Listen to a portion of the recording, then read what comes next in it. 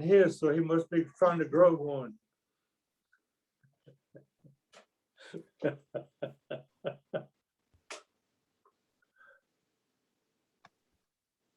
Yeah, last year, this time we were all, locked up. I had a pretty nice one, but it just takes too long to grow them, so I just gave up on it. Mine grows really fast, unfortunately. Yeah. So it makes it a lot easier. What is that Boy, in the middle? something about being recorded.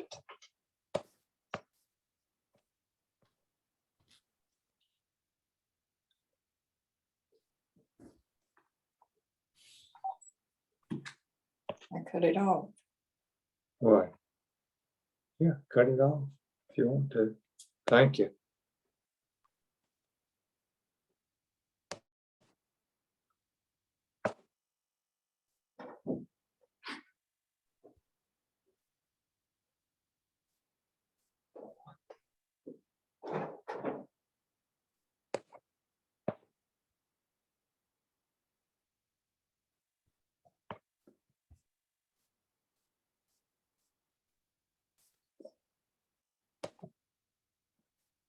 There, how to get rid of this? Hmm. How do I get rid of that J? Is that you? Yeah. Huh? Yes, it's supposed to be.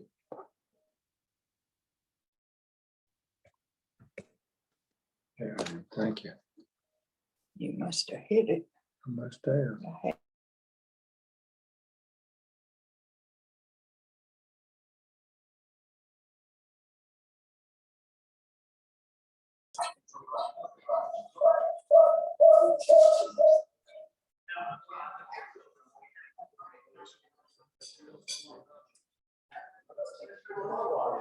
John, are you there?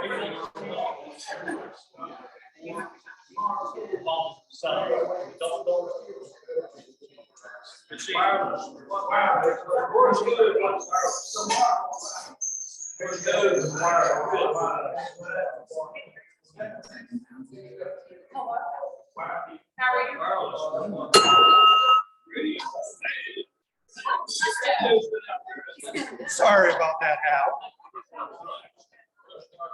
Good afternoon, Cary Rotary Club. Welcome to beautiful McGregor Downs in the Lakeside Room, where the views are free, but the cost is service.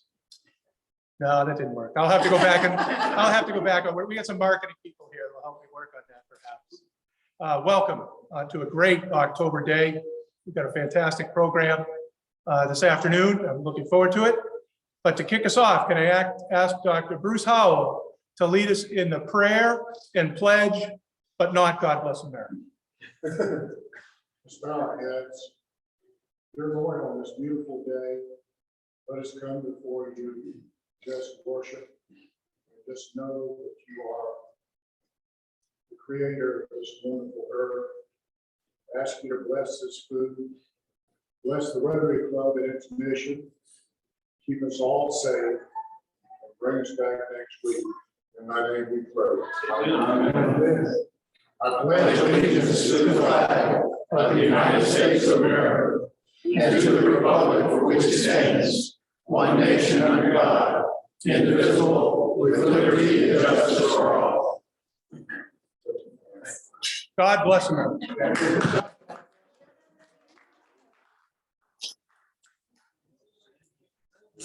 Thank you, Dr. Bruce. We appreciate that heartfelt prayer.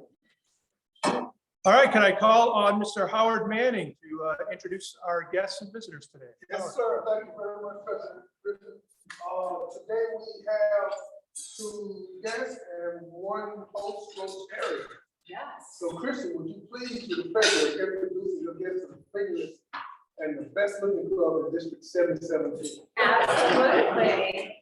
Yes, so Bill Fletcher is not here today, so I get the privilege of introducing our 2 guests. One is our speaker today. So Robin Laney, who I think you're not the speaker, no, you're the guest, who has been,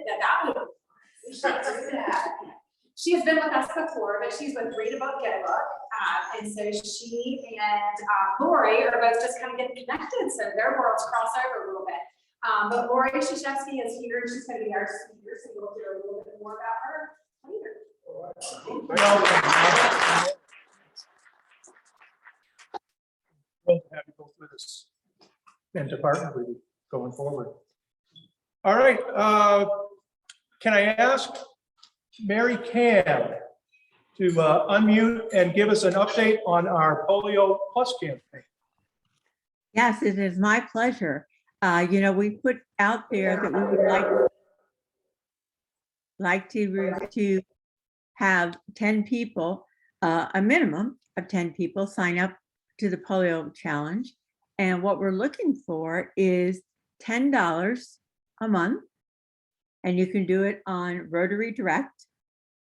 So I'll put it up with your credit card. I've got all the information to help you get that set up.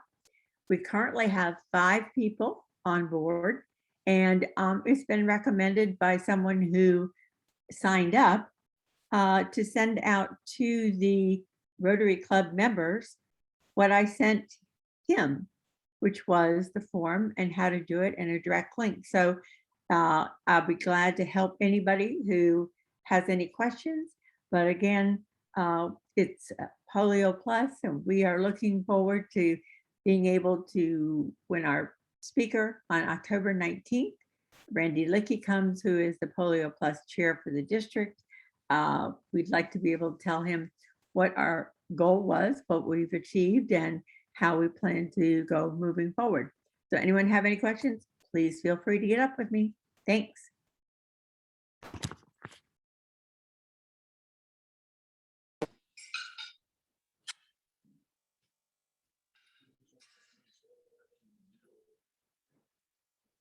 Thank you, Mary.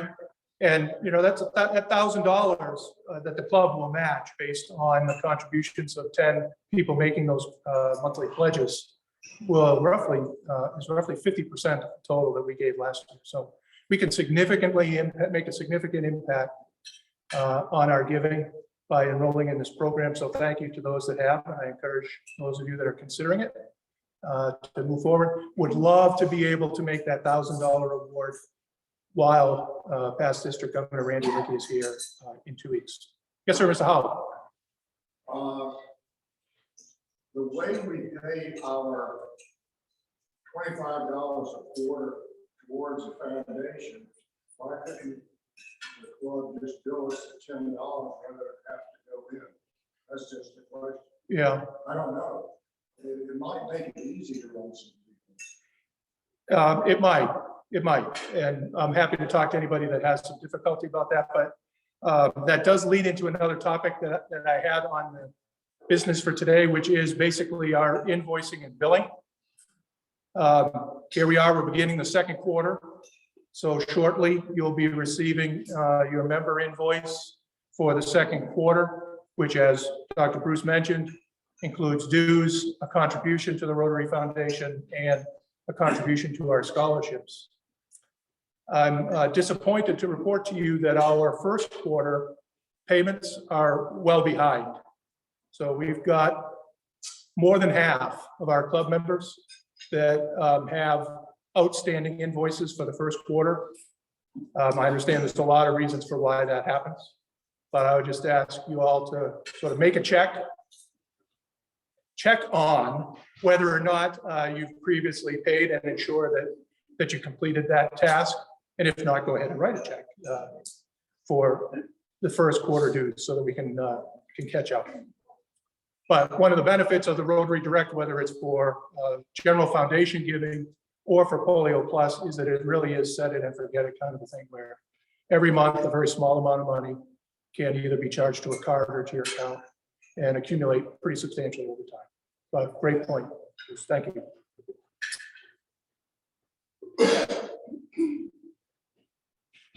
Bruce is our spotlight star today, as a matter of fact. So if I may, I would like to make sure that the club is aware, consistent with the Cary Rotary Club Foundation bylaws, that Dr. Bruce Howell has been nominated to join the foundation board.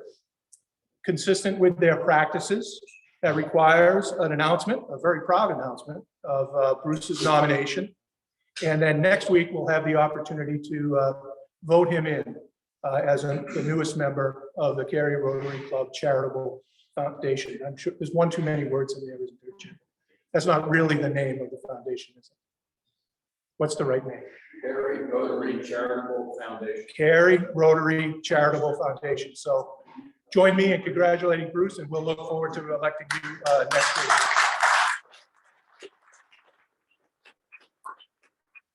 This will really benefit from your expertise. Thank you. Let's see, Mr. Howard Manning, can I ask you to come up and make that announcement?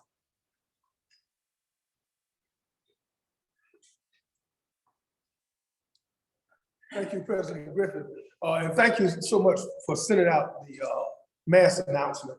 It's that time of year again where at Dorcas Ministries, we have our annual fundraiser. Of course, you know that last year we had to change the format from in-person to virtual, and we were really looking forward to doing it in person again this year, but I'm not gonna say unfortunately, I'm gonna say we're not gonna do it in person.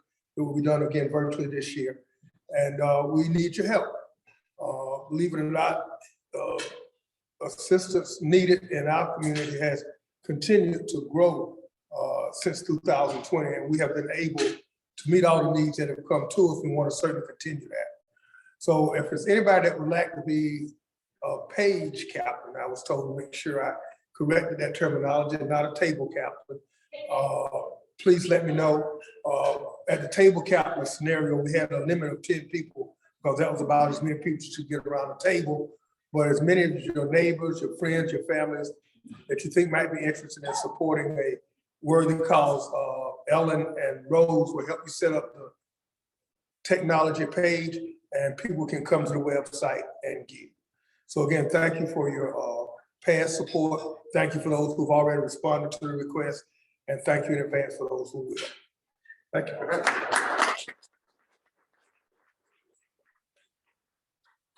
Thank you, Howard. It's really a pleasure to be able to support such a longtime partner in the community. And it's just so wonderful how well the mission and purpose of Dorcas Ministries aligns with the areas of interest and areas of focus for our club in multiple areas: housing, economic empowerment, education. So this is a powerful way for us to leverage each other in the community. So pleased to support that. Thank you, sir. Thank you. Mr. Jim Lovejoy. As you all know, the 5 Rotary clubs of Cary support a memory cafe. And we had published that we were going to start on October 12th. And having been concerned about the COVID and the age of our guests that come to it, we've decided to delay till January 11th. It's always the second Tuesday once we get going, but it'll be January. No applause. Now we're gonna say we are gonna applaud that. Thank you for that update, Jim, and we'll be anxious to provide support and get the Memory Cafe back up and running. As the club knows, we substantially support the Memory Cafe, and we received over $2,000 worth of donations in John Miller's name to also support the Memory Cafe. So we've got a strong alliance and meaningful relationship there. So terrific. All right, miracle moments. What kind of miracle moments do we have to share on a beautiful Tuesday today? Anybody in the room? How about online?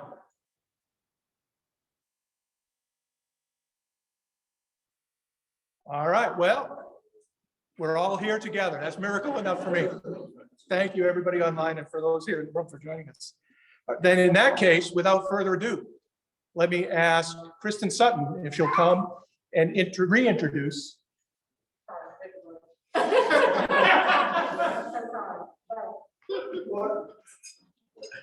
That's going to get the adrenaline going for everybody, Lord. I'll ask Kristen Sutton to come and introduce our program speaker today while we take care of some. All right.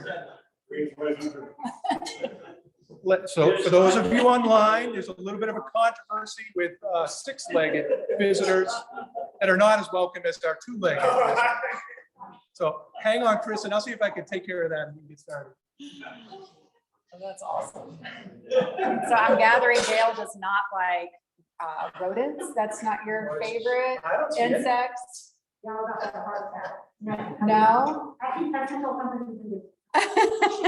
Okay, well, while they're resolving that issue, we'll go ahead and get started with our introduction of Lori. So Lori Krzeszewski is the administrator for Wake Up and Read, a community collaborative serving as the local affiliate for the National Campaign for Grade Level Reading. Previously, she served as nonprofit executive director for an arts-based youth development organization. Dr. Krzeszewski has been working in urban schools and communities since 2002, teaching in Charlotte, Mecklenburg schools, UNC Charlotte, Central Piedmont Community College, and other organizations. She has dedicated extensive time to teaching, conducting research, facilitating trainings, and developing community-based programs in North Carolina, as well as Cambodia. She has a PhD in curriculum and instruction with a concentration in urban education from UNC Charlotte. She earned a master's degree in teaching and a bachelor's degree in interdisciplinary studies with concentrations in psychology and communications from the University of Pittsburgh, where she played on the women's soccer team. As a Pennsylvania native, she now calls North Carolina home and currently lives in Raleigh. She enjoys spending time being active and outdoors with her family and loves sports and learning new things. Please help me welcome Dr. Krzeszewski.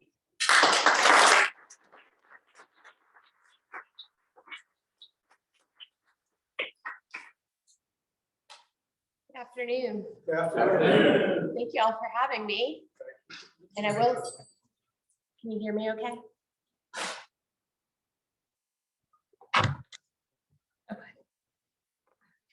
I usually do not get feedback that I'm too quiet, so I think that's okay. And I will say, after spending some time in Cambodia, roaches were like par for the course, along with lots of other very unique critters. So I'm a little more comfortable. I felt like I should have helped out a little more, so I apologize on that.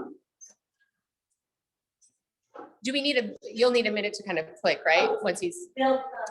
Oh, Bill. Okay. I'm gonna try to stand. Up.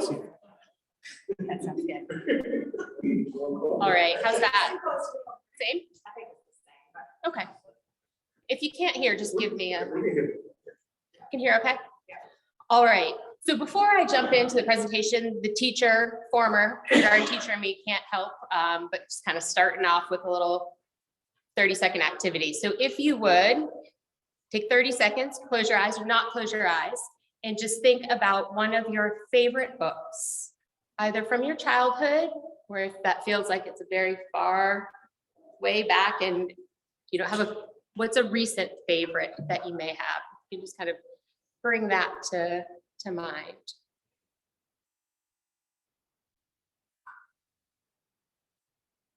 All right. Now, if you just think, what was it that made it your favorite? And what was that brought that book to the forefront for you?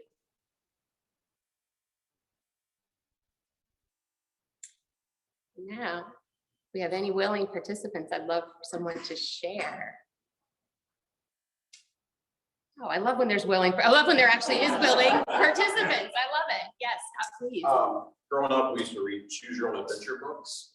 And I like those because I had a lot of variety in picking what happened to the hero or the villain, and I could kind of change the outcome. Awesome. Story. Awesome. I love those books too. That element of choice, right? It felt like a big decision too, as a young person.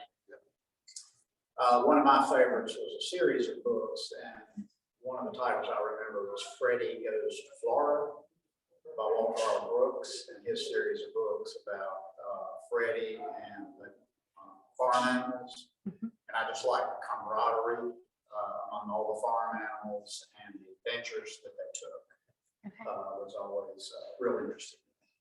Excellent. So the first thing that came to my mind were the books that I would read to my daughter. So Good Night Moon and all the Dr. Seuss books that we read, One Fish, Two Fish. Mhm. Excellent. And I'll tag on to you. We were, there's a locket in my pocket. Do you remember that one? I do not. You know, it's just a fun rhythm. Yeah. Brings joy. Absolutely. Any others? Call of Love. Excellent. Sounds cliche, but I love Harry Potter. And I like it because the character development. They have a very solid foundation for characters. Absolutely. Anything James Patterson. Okay. Anything, James? Have you read the James Patterson, Bill Clinton? The one Bill Clinton and James Patterson, I think they co-authored. No, I have not read that. Let me. Childhood books. Oh, did you say childhood? It could be any. No. Any book. I'm thinking Dr. Seuss. He's ahead of the class. He's an advanced reader. No, my childhood book would be Don't Mess with Moses. Don't mess with Moses. Yeah, that's a book about little kids. But I was sort of put it in the illustration of what draws me to it, because you do the kid, they go, they like the pictures of the Red Sea ball and stuff. Excellent. So my favorite book to read to my kids is Chicka Chicka Boo Boo. I give all of my kids. I just like the cadence of it. Mhm. You gotta read it. It's a great book. It's very deep alphabet. And then my favorite book as a kid, I'm such a nerd. I don't know if y'all remember the Encyclopedia Brown, where you do like the little mysteries and then you go to the end of the book and you figure out how to solve it and you choose the scientific reason. Love it. Well, thank you all. I think it's important for us to think back. I think obviously I'm here to represent Wake Up and Read. And so reading is the core of what we do. And I think the reading is the core of what we all do, regardless of what our profession is and what we go out and we do each and every day. And so I always like people to kind of just make that connection to maybe how they grew those skills or how they're still using their skills. So a little bit about Wake Up and Read. Wake Up and Read is a community coalition. We got about 30 plus agencies all working together to align programs and strategies to impact early childhood literacy outcomes here in Wake County. So we serve as the local affiliate for the National Campaign for Grade Level Reading. And what that means is we know that getting students on grade level by the end of third grade is essential to later life outcomes. And so as the campaign community here in Wake County, our coalition is aligned around that. What are the things that we need to be doing? And let me, before you click on, in our coalition, to give you a little bit more context, my job is with the school district. Coalition's been in place about 9 years now, and it started as all volunteer run. Excuse me, then when I came on about 3 years ago, the school district picked up the position. So it was volunteer run. They had a grant funded person to help coordinate the coalition of partners. And then about 3 years ago or so, the school district decided to pick up the position because they felt the importance of kind of the coordination component. So our coalition consists of Wake County Public Schools, our libraries, Wake Tech, Wake Ed Partnership, Marvel's Kids Museum, the Mexican Consulate, as well as that is our leadership team. And then on some of our subcommittees, we have Boys and Girls Club, YMCA, Read and Feed, City of Raleigh, Wake Smart Start. So really looking kind of across our community and seeing who is working and touching the lives of children and families in that birth to third grade to fifth grade-ish space. And then how do we come together to coordinate? So we know that there's many, many benefits to our community. Thank you. When children and families are supported. And so we know our local communities thrive as well as our state. Sometimes people ask about third grade, why third grade? We have a great deal of research that tells us that getting students on grade level by the end of third grade is essential. And when they're reading at or above grade level by the end of third grade, they're more likely to graduate high school. We know that improving literacy is more than, goes well beyond what happens in our classrooms, right? Helps us to lower generational poverty, helps us lower crime in our communities, and also improves the economy and makes sure that we've got more students that are graduating ready and prepared to meet the ever-changing needs of a 21st century workforce. And that seems, I think, at times, like it's really far away when we're talking about little children. And as a former kindergarten teacher, I would often met when people say, oh, the kids have time, the kids have time. And as a former teacher and academic, I could tell you, we think they have time, they don't have a lot of time. Those initial years are so, so important. And so when we're thinking about how we invest in our children, we really need to be investing very early on and making sure that we're equipping them and their families with the skills they need. So when we look on a state level, only about 67% of our jobs require post-secondary education. Right now, we've got about 46% of North Carolinians meeting that requirement.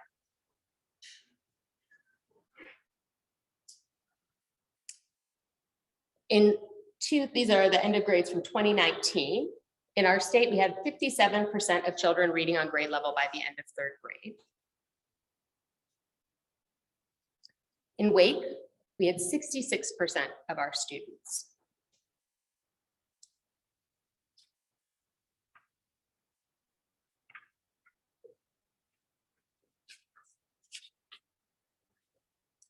So one of the things that we've seen for a long time in education, and the trend is continuing now during the pandemic. So some of these slides are pre-pandemic data, but the trends are continuing, are disparities that exist across household income levels, as well as race and ethnicity.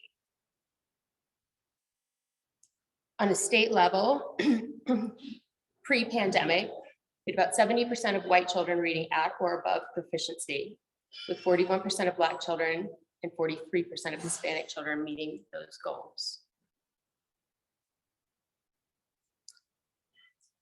And I will say in Wake County, for that same year, we had 80% of white children reading on grade level at the end of 3rd grade, 45% of Black students, and 43%. So slightly higher among white students, and then right around the average for Black and Hispanic students. So we know household income also plays a big role. And so looking at this, you can see we only have about 43% of students that are living in low-income households reading proficiently. In Wake, for that same year, it was 40%. But the reality is we know that every child is born into the world capable of growing up and becoming a thriving reader, but it does take a lot of resources and a lot of support to make sure that we're closing opportunity gaps and that all children and families have access to the support that they need to ensure that their children are successful. And that means we need strong communities, including you. I love that picture. Like I feel, every time I see that, I just feel very inspired by her. So as I mentioned, brain development, and the exciting thing I think now is we are learning a lot about how our brains work, and we are able to use brain science in the teaching of reading in ways that are different than we've used in the past, which is really, really exciting.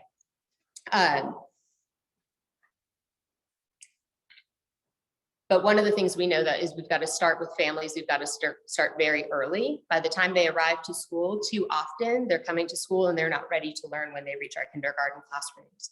Again, as a former kindergarten teacher, I would have students to arrive that didn't know how to hold a pen or pencil properly. They didn't know how to hold a book properly.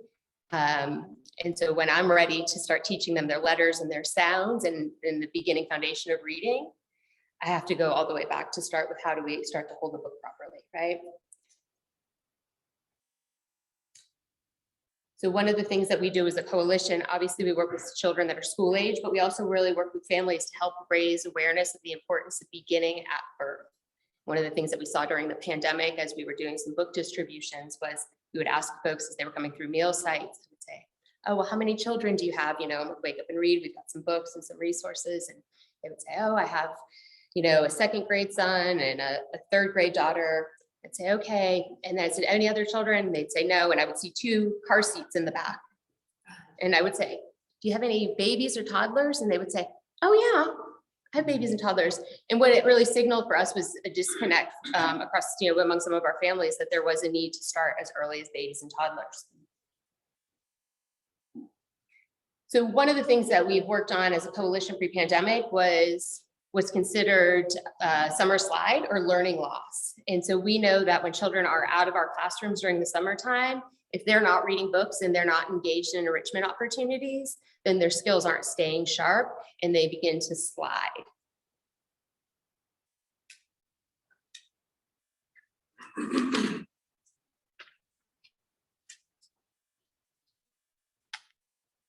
Now, do you mind to go back to that slide? Thanks. Just let you read that there for a second so you can take a look.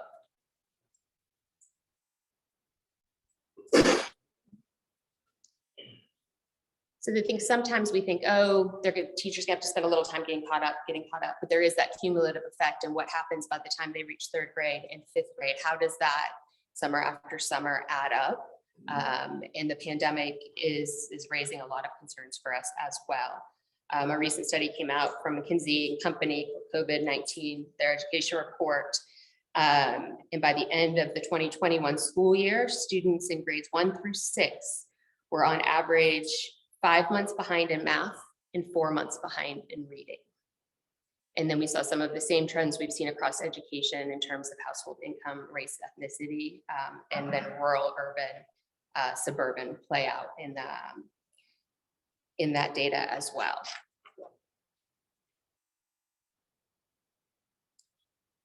But we know keeping kids on track is possible. And we know that they need 3 key elements to succeed. So health and development on track from birth. So what I was saying before is making sure folks know, what are their milestones, making sure they've got access to health care, making sure their babies are growing and developing appropriately. Supported families and communities, making sure families have the resources that they need and the support from our larger community to serve in their role as a child's first teacher. And lastly, access to high quality birth through 8 learning environments with regular attendance. So that means our classrooms in our schools, as you would imagine, but it also means what's happening before they come to school. Are they able to go to pre-K? Are they in high quality childcare settings, after school settings, before school settings? What happens with our students over the summer? Are they being immersed in spaces that are high quality? Are they able to be there with attendance that's regular so that they can get all of the benefits from participating in those environments? So Wake Up and Read as a coalition, we've got some priorities that align with those 3 elements that we know are key. First and foremost is school readiness. We want to make sure when children get to kindergarten that they come to our classrooms ready to learn. We want to make sure that they've got ample learning opportunities prior to arrival and then throughout their time leading up to 3rd grade, looking at before and after school care, summer opportunities. And then lastly, again, making sure that families understand the really important role they play as their child's first teacher.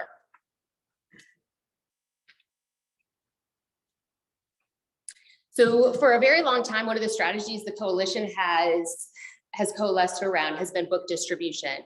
So we have currently 13 partner schools. We started with about 6, I guess about 8 years ago, then grew to 10. Now we're up to 13 partner schools and 17 childcare centers in which we do pre-COVID.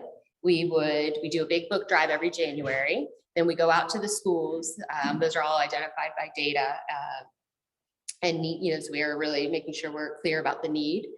And then we go out to the schools and we set up with volunteers free book fairs, and kids can shop for 10 books to take home to build their home libraries. So schools that have been participating, for example, like Wakelawn Elementary has been participating since the start. So if you had a child at Wakelawn, every year they get 10, then they get an additional 10 year after year. We pair that with a family literacy night. So it's an opportunity to get parents into the building, get them books as well, and then just get them really excited about reading with their kids and helping them to understand the importance. With our school partners, we do work with 17 childcare centers with the idea that we are supporting them at the earliest age, kind of leading into the schools. And so one of the things that we've been doing is really looking at building inclusive home libraries. And we've done that. So before, again, we were doing it directly through schools and childcare centers. Then the pandemic hit right as our book drive kind of wrapped up. We had books prepared by volunteers and kind of palleted. And so between our schools and childcare centers, talking about 8,100 kids or so, give or take, right around 8,000, 10 books each. So we had about 80,000 books processed, ready to go out. And then the schools closed and the libraries closed. And we thought, wow, this is more important than ever, but nobody knows what to do. And so we were able to, as a coalition, figure out how can we safely get books out. And what does that look like? So then we began to partner with meal distribution sites and other community partners. We launched an initiative we called Grab, Go, and Read, where we would prepackage, at that time, we were prepackaging books, information about digital resources for families, as well as resources from partners. So it might be additional masks, hygiene products, different things, and people would bring them over. We'd kind of package them up with the books and then distribute them through multiple venues. And what we've done since then, I think what has grown out of that, one of the bright spots we would say for the coalition has really been the trust between the partners has grown a lot. And we have now developed a new structure in which that we're partnering with agencies like Green Chair. And when families are getting beds for children, they're getting books with their beds. If they're getting cribs, they're getting books with their cribs. We work with Neighbor Food Express. So when they're getting meals, they're getting books with their meals. So we've really been looking at how can we get creative to build these inclusive home libraries out into the community.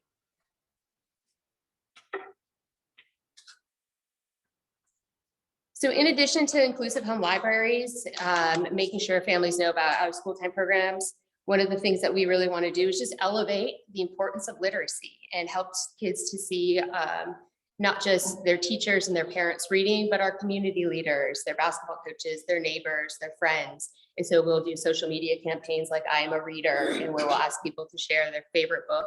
And we'll either type up a post or do a quick little video skit of that, just to elevate the importance of early childhood literacy here in Wake.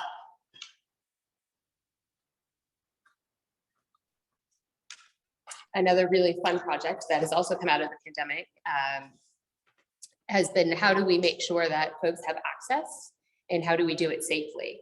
And so our partners at Wake Tech, a couple of instructors came there and said, Lori, can we do some story walks with our classes? I usually have them do, the professor said we usually do reflections.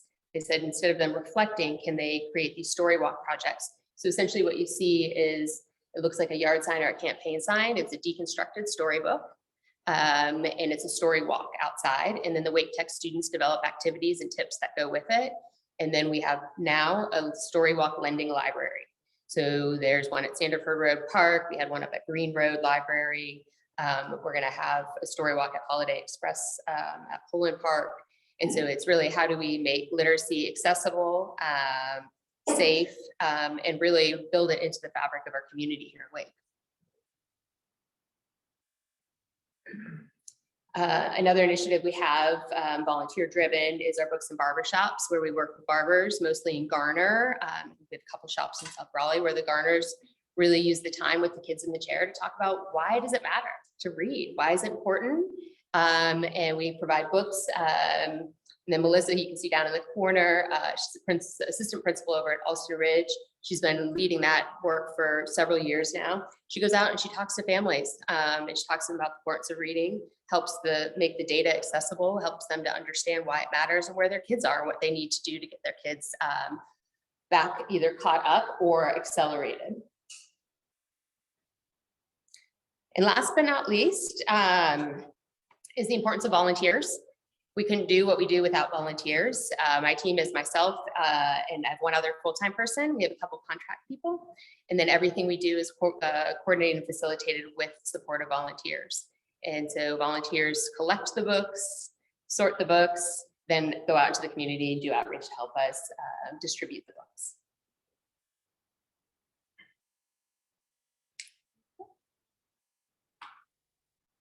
I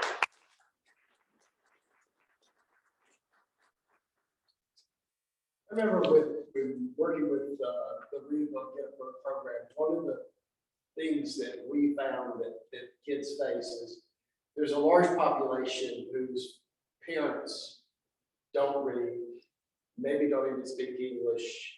And of course, we were relying on teachers to step in and do some after school, preschool, working with the kids to help them learn to read.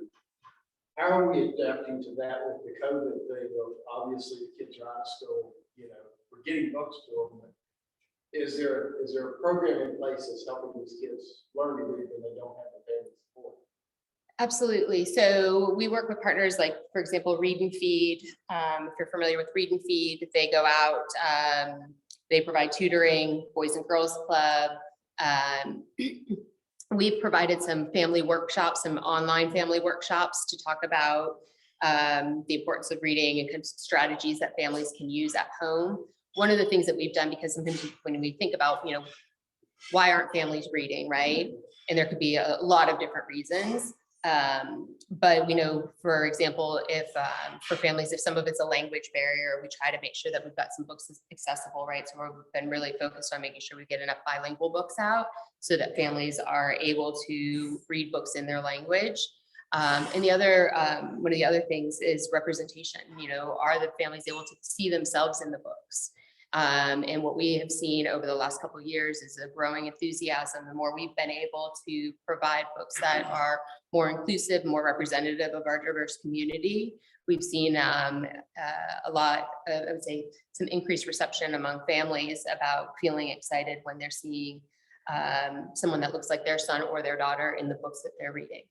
And so I think in addition to kind of some of the programs, I think that's always going to be a tricky spot in terms of what do we do if the family's not reading. But I think one of the things that I've done over the years, and I've worked a lot in the immigrant refugee communities, and with, so you have lots of barriers there. And one of the things that I would talk about was just helping parents to understand the value of the number of independent minutes spent reading. So even if the family member doesn't feel like they can dedicate the time, can you build in a routine in your home in which you're asking your child to read for 20 minutes a day, you know, at whatever time that is.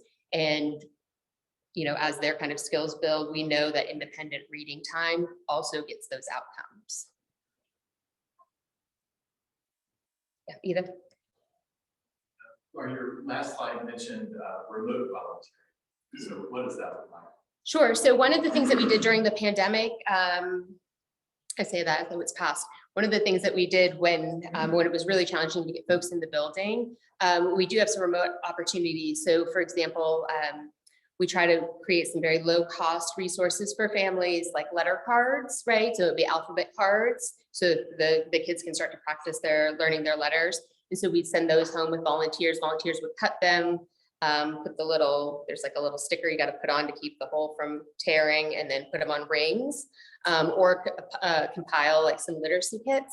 We also, kind of in the height of things, had volunteers that would come that really enjoyed sorting books. This is one of the things that, you know, we do a lot of book sorting. We came up with a system where folks could come and pick up books, take them home for a week, 10 days. We give them instructions on how to sort, and then they would bring them back to us sorted. And then we would just put them kind of in their appropriate categories. So this might be kind of piggyback on Bill's remark. You saw the slide where it showed lack of summer learning. What our kids slips back 3 years, 2.5 to 3 years, or whatever. I noticed a couple of weeks ago that one of the things that Wake County has cut funding for is after school learning and these summer programs. Seems like it's needed the most. Is there anything that we can do to help lobby for those types of programs to be funded or continue? So, and I'm not sure, I think you may be referring to the, we put a pause on, there was some state mandated summer or some state mandated tutoring that was happening with our kids that were in traditional calendar. We were able to get that in during the school year. Right now, it is a staffing challenge. And so it is, And so, but I will say just in general, I'm always a fan of encouraging us to make sure that our kids have lots of opportunities to that before and after care, and making sure that we can support the organizations that are providing that. Can you talk about the role? There's obviously a balance in books and holding the book and reading the book with, but every kid, you go to a restaurant, they all have their parents, right? So like, how has this initiative shifting to like apps and teaching alphabet, teaching basics of phonics and reading through the smartphone? Yeah, so one of the programs that we offer as a coalition, it's offered freely. We use grant funds to support it. It's a family engagement curriculum. It's called Ready for K. Been using it now a little over 3 years. We've got 7,800 participants involved. And what that is a text message that's delivered to parents. So you can enroll up to 3 children. And it is evidence-based curriculum that's aligned with your child's birth date and grows with you. And so it's free tips, facts, and strategies. You get a text 3 times a week that says something very simple. When you're sorting laundry with your child, ask them to talk about the texture. How does something feel? What does it look like?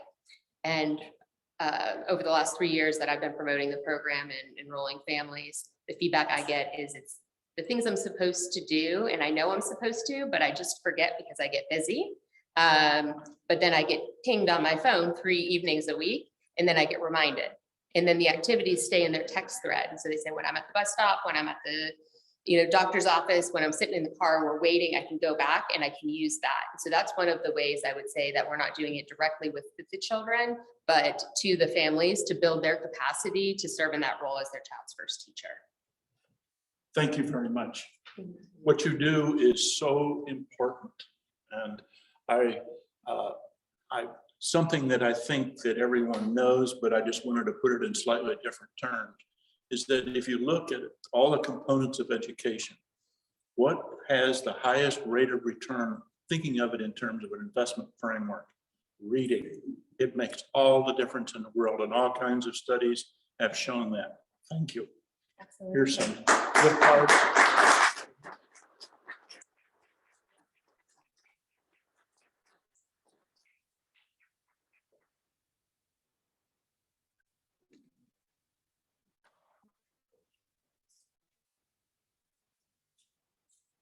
Dr. Lori, thank you so much for that, for sharing all of the work that's being done. And I think I won't improve on what Leon said about the investment in education. So it's wonderful, again, to have alignment between some of the things that we're trying to do as a club with Read a Book and Get a Book. And I can see that there's some percolation going on at this table. And so being able to connect people together is a big part of what we do as well. But thank you so much for your work and for sharing your vision.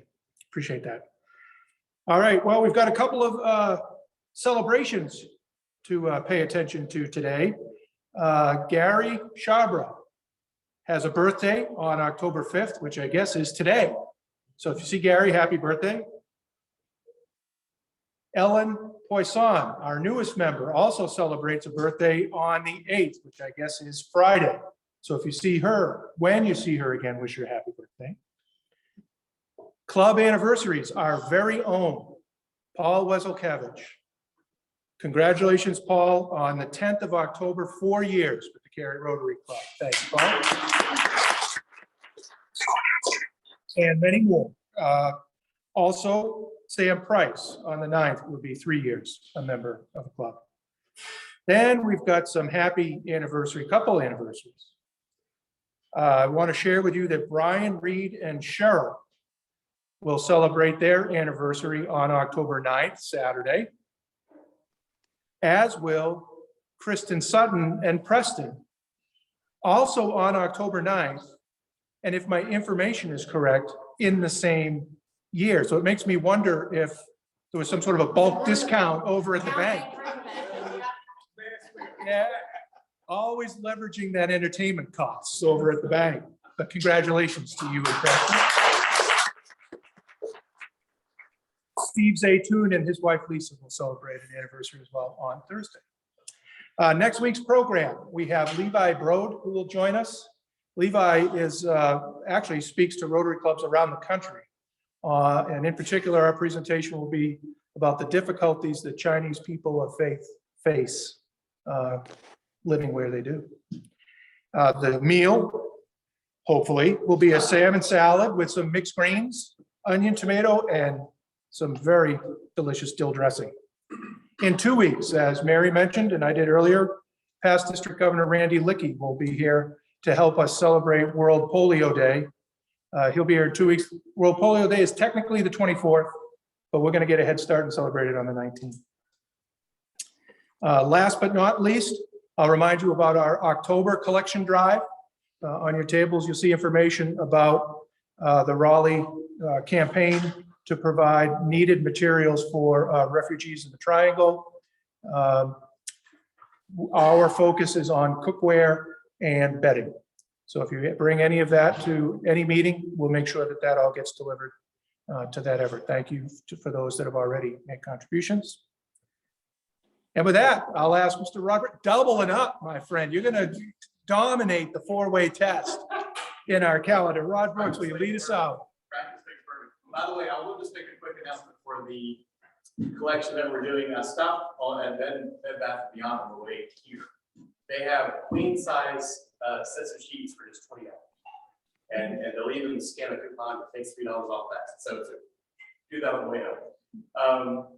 The four-way test of the things we think, say, or do. First, is it true? Second, fair to all concerned. Will it yield goodwill and better friendships? Will it be beneficial to all concerned?